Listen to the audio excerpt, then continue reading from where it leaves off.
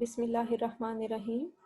I am Dr. Sana Jabin, working as an assistant professor in Department of Botany, Division of Science and Technology, University of Education, Lahore. This is the 15th lecture of the course Techniques in Microbiology, and this lecture is about techniques for determining microbial taxonomy and phylogeny under the heading Identification of Microorganisms. Here, under the heading Identification of Microorganisms, we will be learning about the characterization and identification of microorganisms. For this purpose, many different approaches are used in classifying and identifying microorganisms. In this lecture, we will discuss about the classical methods of the identification of microorganisms.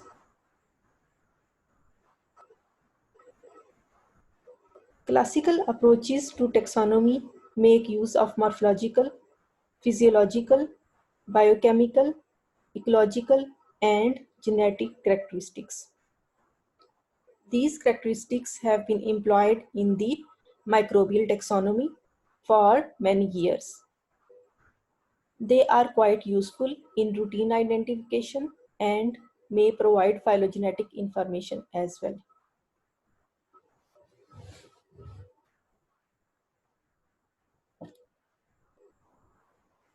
Morphological features are important in microbial taxonomy for many reasons. Morphology is easy to study and easy to analyze, particularly in eukaryotic organisms and more complex prokaryotes. In addition, morphological comparisons are valuable because structural features depend on the expression of many genes, which are usually genetically stable. And normally, these genes do not vary greatly with environmental changes. Thus, morphological similarity often is a good indication of the phylogenetic relatedness. Many different morphological features are used in the classification and identification of microorganisms. Some of these features are given in this table. Here you can see these features include cell shape, and this feature is used in classifying and identifying at least some bacteria, fungi, and protists. Among others, cell size, colonial morphology, ultrastructural characteristics. All these features are employed on all major groups of the organisms. Among others, staining behavior, which is employed on the bacteria as well as some fungi, cilia and flagella. It is also used for the identification of all major groups. Mechanism of motility. It is used for the identification of gliding bacteria and spirochetes. Endospore shape and location. This method is used for the identification of endospore forming bacteria. Spore morphology and location. This is used for the bacteria, protists, and fungi. All these organisms are spore forming organisms. Cellular inclusions includes in all major groups, while color is also used for the identification of all major groups of microorganisms. Although the light microscope has always been a very important tool, the transmission and scaling electron microscopes, with which we study about the ultrastructure of the microorganisms with their greater resolution and have immensely aided the study of all microbial groups.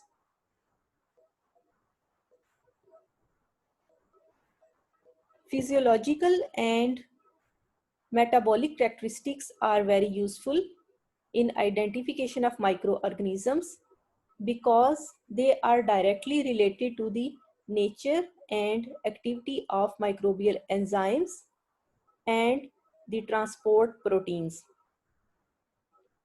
Since proteins are gene products, analysis of these characteristics provides an indirect comparison of the microbial genomes. A list of some of the most important properties are given in this table. These properties include carbon and nitrogen sources,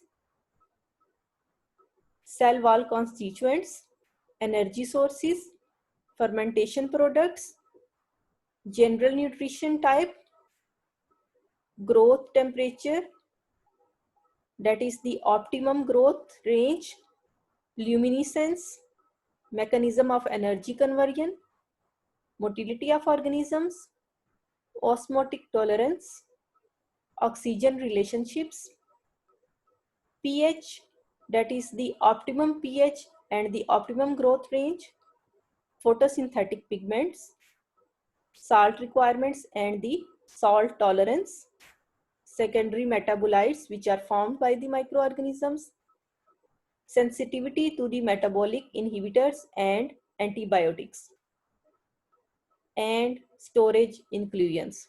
So these are the physiological and metabolic characteristics which can be used for the identification of microorganisms.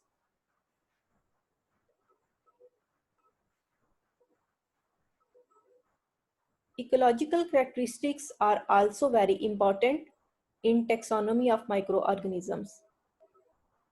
Some microbes may vary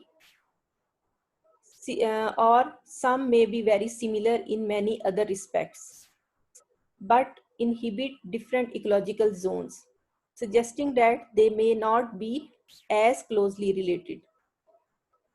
Some examples of taxonomically important ecological properties are life cycle patterns, the nature of symbiotic relationships, the ability to cause disease in a particular host, and habitat preferences such as requirements for temperature, pH, oxygen, and osmotic concentration.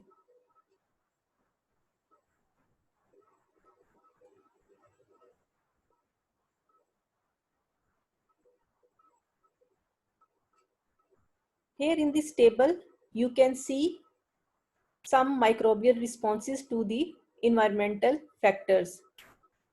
Here in this column, you can see the descriptive term, that is the character which is used in ecological studies, and here is the definition or the range of the pH or the optimum growth range or the temperature, and here the examples of the organisms given which shows these responses in the ecological studies.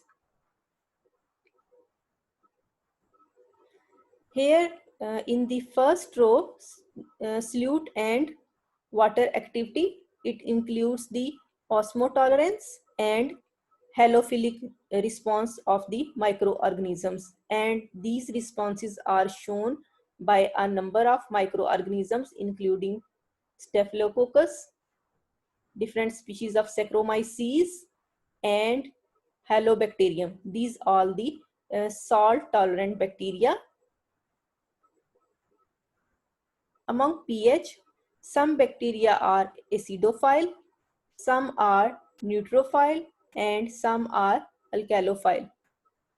These show the temperature, these shows the growth optimum between different ranges of the pH, and these are the examples of the acidophile, neutrophile, and alkalophile bacteria respectively.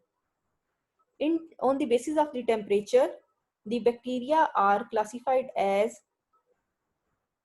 psychrophile. These bacteria grow well at 0 degrees Celsius and has an optimum growth temperature of 15 degrees Celsius or lower than 15 degrees. And the examples of these bacteria includes the Bacillus and some species of Chlamydomonas. Chlamydomonas nivalis is also a species that can grow at the temperature less than 0 degrees Celsius. Psychotroph. These organisms can grow at 0 to 7 degrees Celsius and has an optimum range between 20 and 30 degrees Celsius, and the maximum range is around 35 degrees centigrade.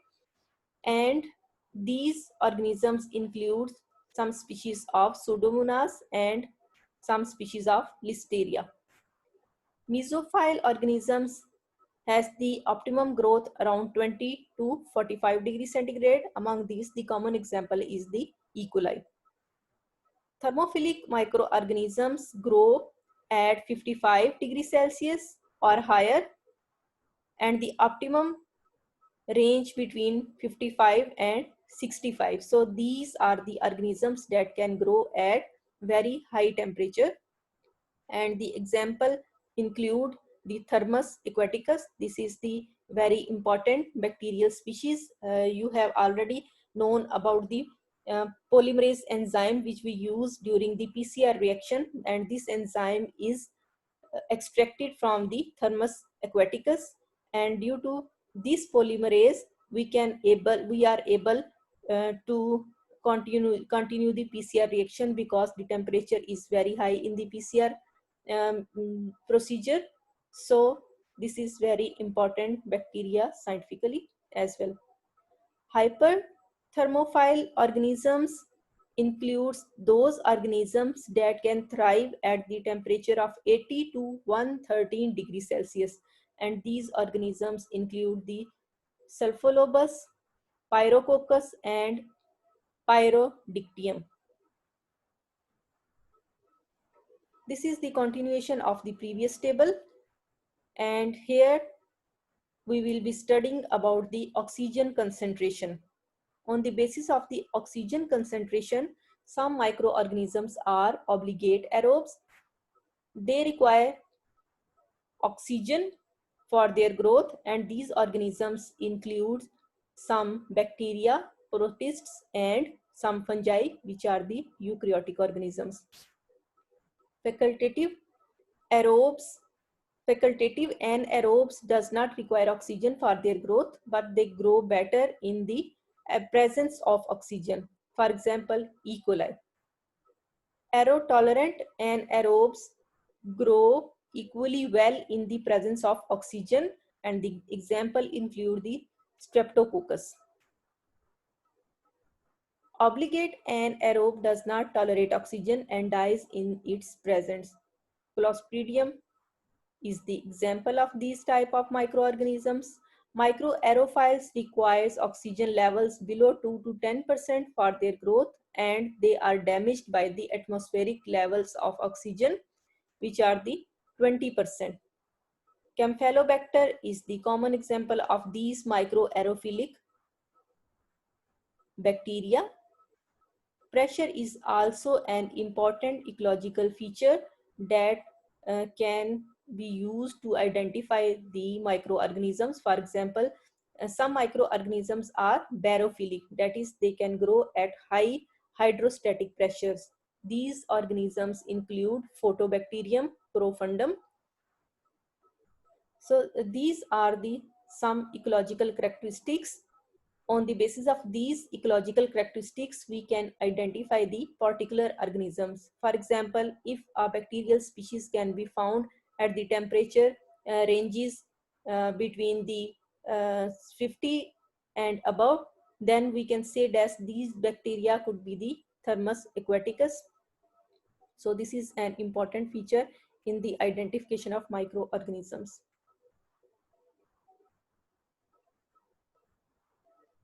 Among other ecological characteristics, there is an important feature, that is the symbiosis of microorganisms with the plants and marine organisms. In this table, you can see here, these are the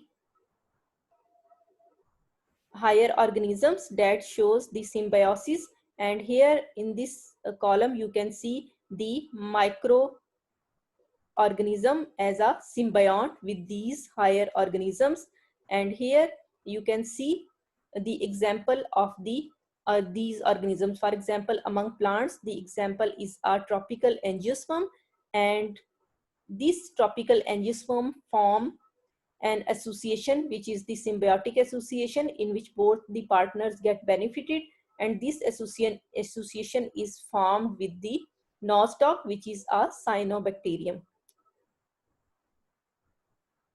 Another plant host, that is the azolla, which grows in the rice paddy, and Anabaena is a cyanobacterium that forms symbiotic association with these azolla plants. Rhizobium is a nitrogen fixing bacteria that forms symbiotic association with the bean plants, and so on. Among animals,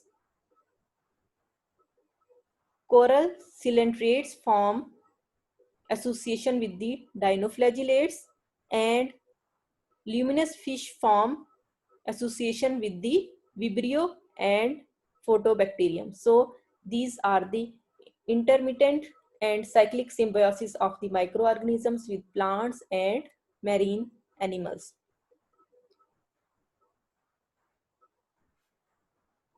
This table also shows the ecological characteristics, and here in this table you can see the examples of permanent bacterial and animal symbiosis and the characteristics contributed by the bacterium to the symbiosis. For example, sapiolid squid. It is the animal host.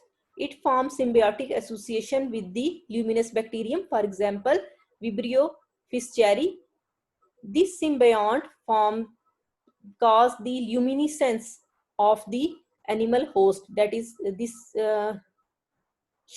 bacterium shows the luminescence, and this character is transferred to the animal host.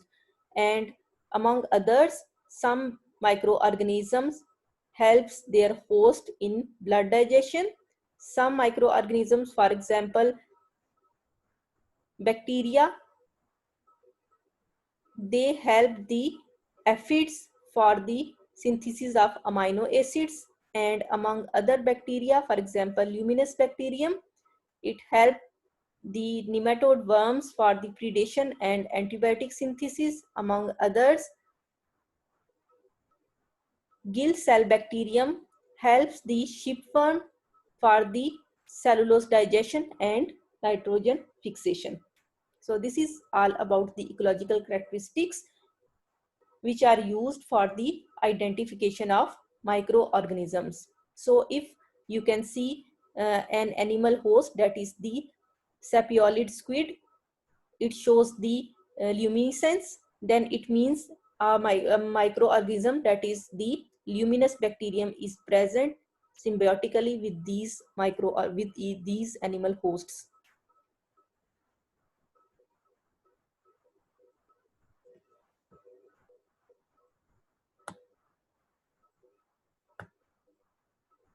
Most eukaryotes are able to reproduce sexually.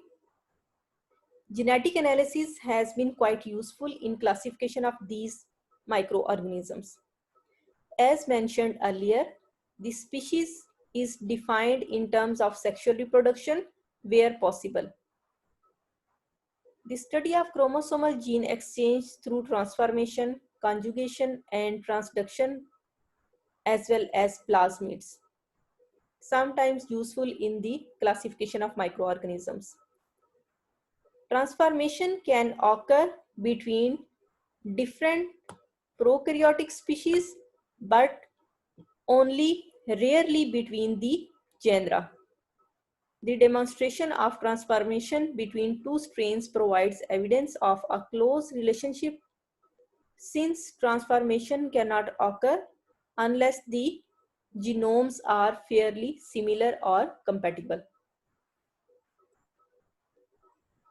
Conjugation studies also yield taxonomically useful information, particularly with the enteric bacteria, for example, E. coli.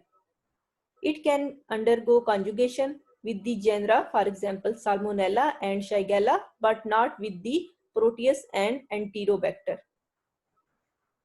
Transduction depends upon the susceptibility of the microbes, particularly the bacteria and the viruses. Plasmids are important taxonomically because they can co-found in the analysis of the many traits. This is all about this lecture. You can study the literature in detail from this book, that is Microbiology by Prescott and co-authors. Thank you.